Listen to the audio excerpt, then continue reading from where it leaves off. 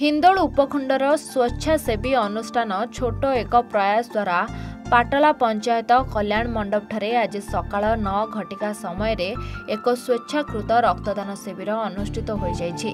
समाजसेवी कार्तिक सामल मुख्य अतिथि भावे जोगदे शिविर उद्घाटन करथिले। सम्मानित अतिथि भावे पाटला पंचायतर पूर्वतन सरपंच बिरंची नारायण साहू, अवसरप्राप्त शिक्षक धनेश्वर साहू, शिक्षक अभिराम साहू, समाजसेवी रतिकांत गडनायक प्रमुख जोगदे रक्तदाता उत्साहित करथिले।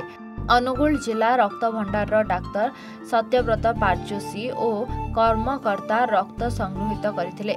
शिविर में मोट 71 यूनिट रक्त संग्रहित करथिले।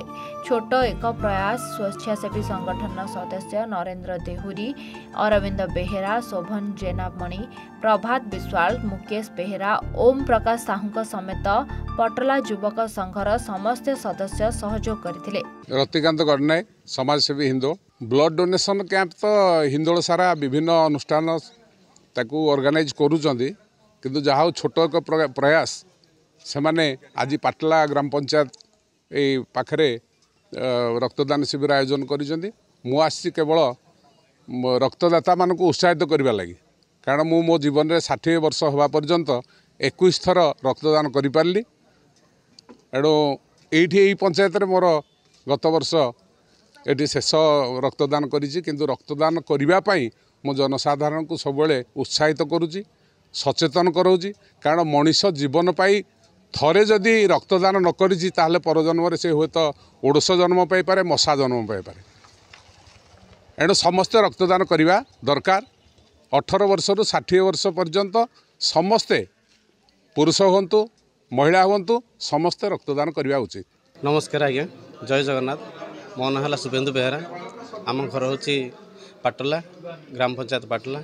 आमर इठी जो आमर ब्लड कैंप टी अनुष्ठान हो जाइए, आमर छोट एक प्रयास एवं बहुत मान्यगण्य व्यक्तिंकर सहयोग रे ये सब केवल संभव हो पारिছে।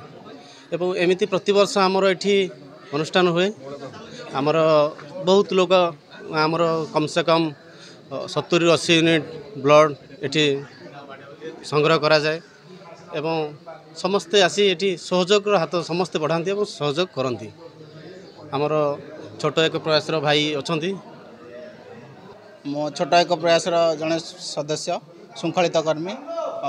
आम एमती बहुत जगार कार्यक्रम हो, आज पाटलार कार्यक्रम हो, तो आम चेष्टा कर सब 60-70-80 यूनिट ब्लड कलेक्ट करने। तो वर्तमान सुधा 2 घंटा सुधा आमर 45-50 पाखापाखि हो गला ब्लड यूनिट।